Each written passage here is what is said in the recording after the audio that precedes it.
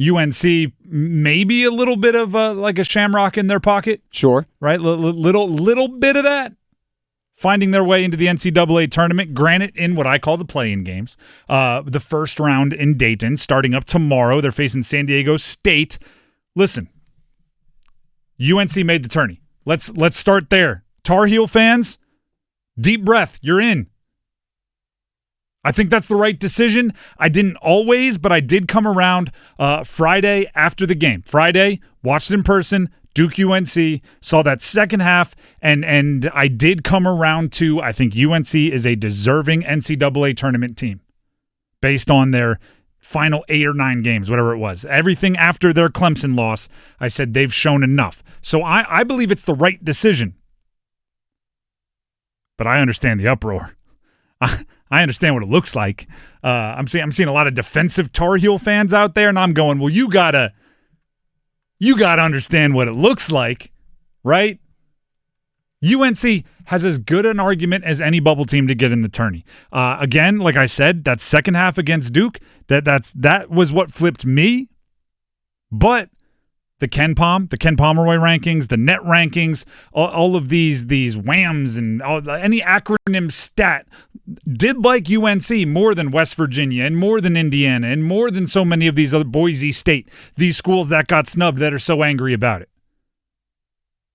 So if you take in a whole bunch of different data points and a whole bunch of them say that UNC should get in, and then there's just this one outlier of the fact that they have darn near no quad one victories, then I think a logical person could point at it and say, all right, there's no quad ones, but all of these other data points that we're supposed to take into account, right? All of these other algorithms say they should get in. That's fine. It also helped that they won 2 games in their conference tournament, unlike teams like Ohio State, West Virginia, Xavier, what have you. I mean, that makes a difference too. There is and are and continue to be a whole bunch of arguments for UNC getting in. But there's always that however, right? But I get it, okay? Don't be defensive. Your athletic director was the chair of the committee. That's a fact.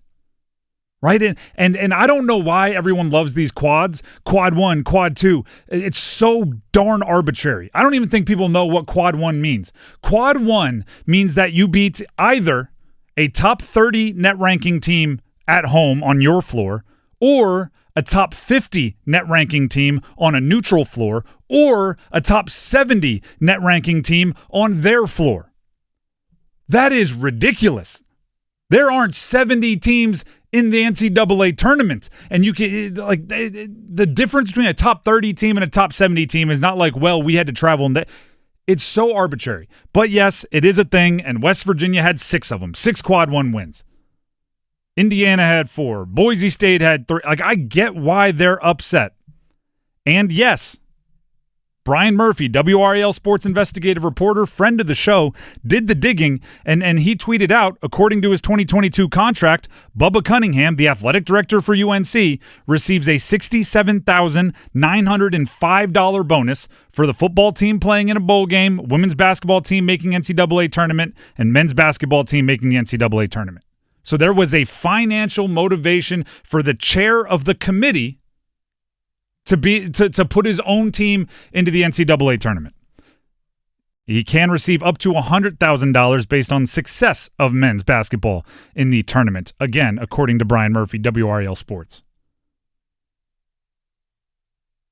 And I hear you, right? Because the anger, rather than just celebrating your team being in, there's all this back and forth. Yes, Bubba Cunningham, when they were discussing UNC, did have to recuse himself from the committee. He had to go walk out into the hallway. I don't know, find a water fountain.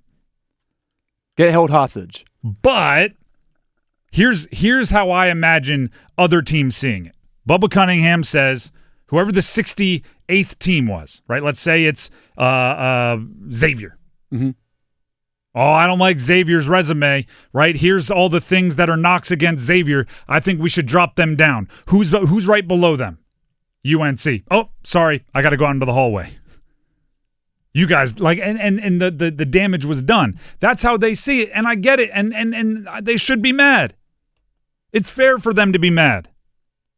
but it doesn't change anything. You're in. Your season's still alive. Enjoy your team's opportunity. It's simply a ridiculous conflict of interest, but you didn't, like the players didn't choose it, right? They just went out and tried to win games. Bubba Cunningham did speak to the media, and he was asked about the reaction to UNC getting into the NCAA tournament.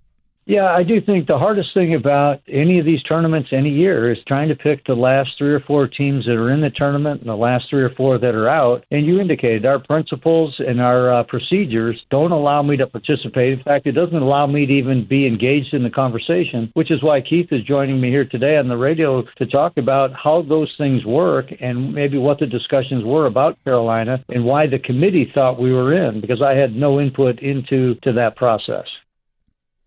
Indirectly, you do, though, right? You have input into the other teams that are competing with UNC to get in. Here's the way I look at it. And ironically, I'm going to use a UNC analogy here. We were at the ACC tournament. I don't know if many of you watched the end of the Duke-UNC game. It was right in front of us, Dennis and I. Jalen Withers' lane violation essentially ended the game.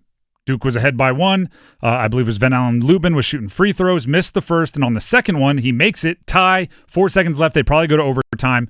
Jalen Withers flinches, takes a half step forward, goes over the line. It is a lane violation. Duke gets the ball. They make their free throws, game over.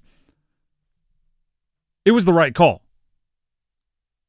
I still felt bad for UNC, right?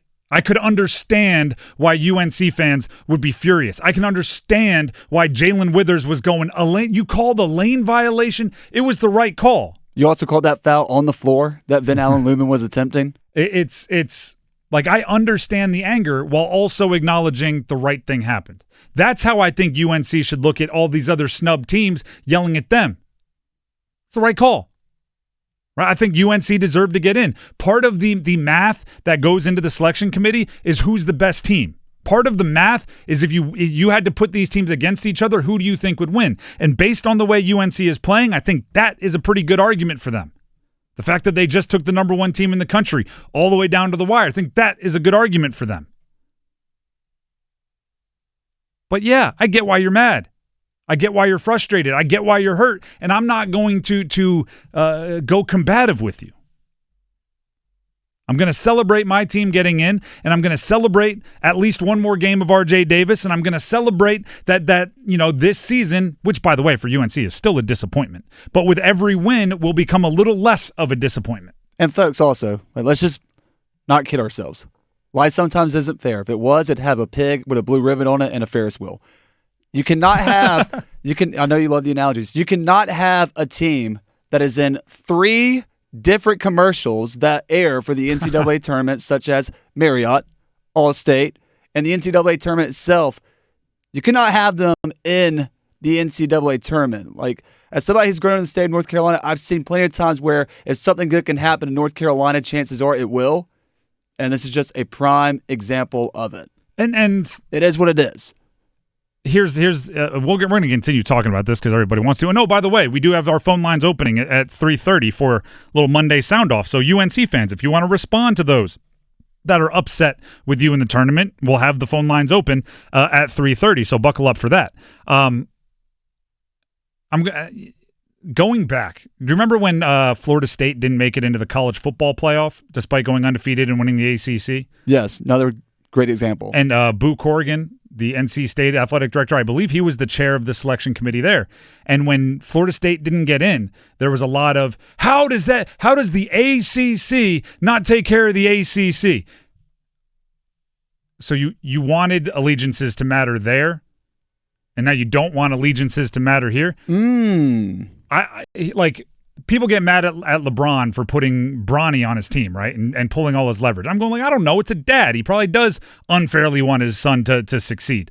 And I'm looking at this going, if Bubba did kind of, I don't know, indirectly hint that he wanted UNC in, well, yeah, that's his school.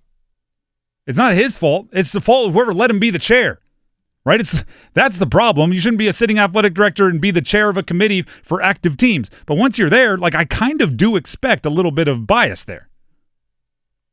Just like if somehow there was some radio award and I was on the chair, like I'm probably leaning 99.9 The Fan. I'm got friends that work here, right?